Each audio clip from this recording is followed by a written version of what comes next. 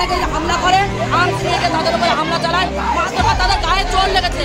আজকে রাজ্যের পুলিশ দোষী যারা তাদের অ্যারেস্ট করলো না, রাজ্য পুলিশ তাদের অ্যারেস্ট করলো, সাধারণ মানুষকে অ্যারেস্ট করলো কেন? ফের উত্তপ্ত সন্দেশখালী।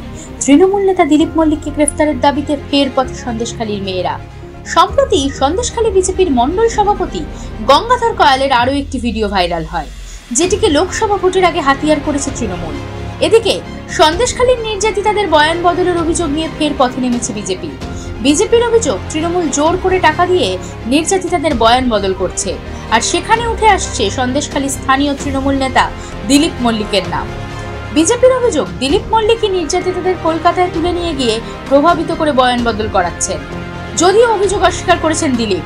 রবিবারও সেই অভিযোগ তুলে সন্দেশখালী থানা ঘেরাও করে বিক্ষোভ দেখানো হয়।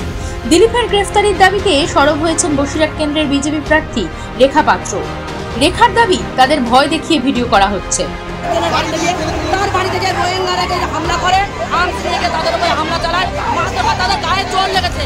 আজকে রাজ্যের পুলিশ দোষী যারা তাদের অ্যারেস্ট করলো না, রাজ্য পুলিশ তাদের অ্যারেস্ট করলো, সাধারণ মানুষকে অ্যারেস্ট করলো কেন? করবে রাজ্যের পুলিশের জবাব দিতে হবে আর অ্যারেস্ট করতে হবে। দিল্লি মল্লিক সহ ভক্ত দাস, বাবু মণ্ডল আর সৈকত দাস, পিকাই, ওর নাম ডাক নাম পিকাই, এদেরকে অ্যারেস্ট করতে হবে, ইমিডিয়েটলি অ্যারেস্ট করতে হবে।